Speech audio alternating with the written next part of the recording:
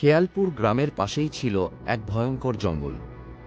লোকেরা তাকে বলতো মৃত্যুর বন, কারণ যেই সেই জঙ্গলে ঢুকত সে আর কখনো ফিরে আসতো না।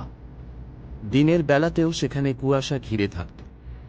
রাতে শোনা যেত অদ্ভুত কান্নার শব্দ, কখনো শিশু হাসছে, কখনো মহিলার চিৎকার।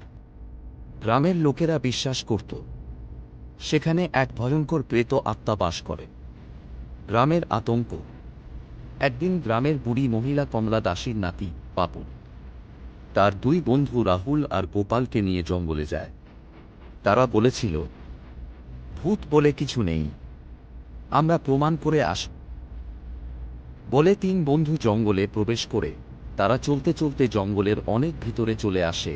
তারপর একই রকম দেখতে দুটো গাছের উপর কাঠের বাড়ি দেখতে পায়।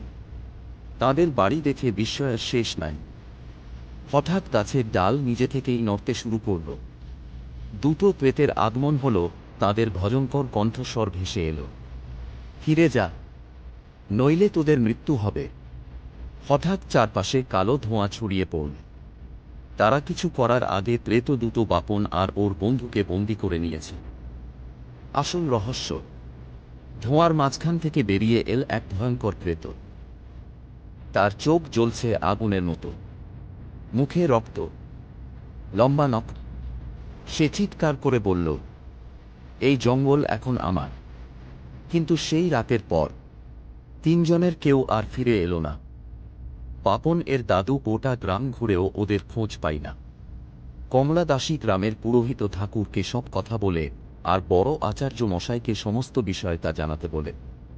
আচার্য মশাই বিশাল জ্ঞানী, খেয়ালপুর গ্রামের মন্দিরেই থাকেন, অনেক শক্তির অধিকারী, তন্ত্রবিদ্যায় সিদ্ধহস্ত।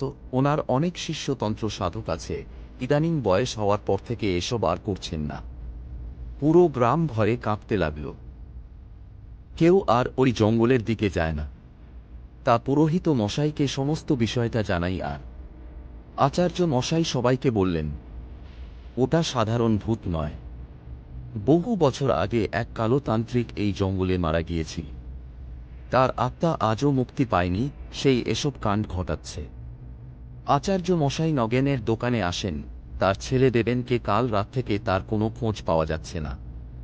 গ্রামের মানুষ তার পায়ে পড়ে কাঁদতে লাগল, বাবা, আমাদের ছেলেদের ফিরিয়ে আনুন। আচার্য মশাই বলেন, তার এক শিষ্য আছেন, নিচিনপুর গ্রামে থাকে।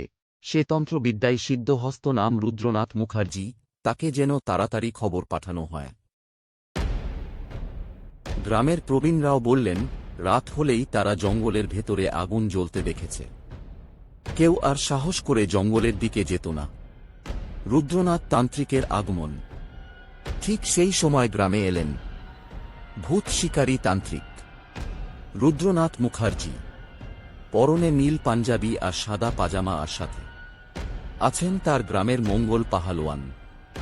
রুদ্রনাথ আর মঙ্গল প্রথমে গ্রামের মন্দিরে গিয়ে পুরো বিষয়টা শুনেন। কালা তান্ত্রিকের ব্যাপারে জানেন, গ্রামের জঙ্গলের ব্যাপারে শুনেন। রুদ্রনাথ চোখ বন্ধ করে ধ্যান করলেন। হঠাৎ তার চোখ লাল হয়ে উঠল। তিনি বললেন, এই জঙ্গলে শুধু অভিশপ্ত আত্মা নয়, দুটো অভিশপ্ত প্রেত বন্দী আছে জঙ্গলের ভিতরে। মধ্যরাতে এক পোড়া বাড়িতে একটা ছায়া ধ্যানে বসেছে। কথা, প্রেত আস্তে আস্তে বাড়িতে ঢুকে বলে, গুরুদেব তিনটে শিকার জোগাড় করেছে। চারদিক নিস্তব্ধ। তারপর একটা বিকট হাসির আওয়াজ, বেশ,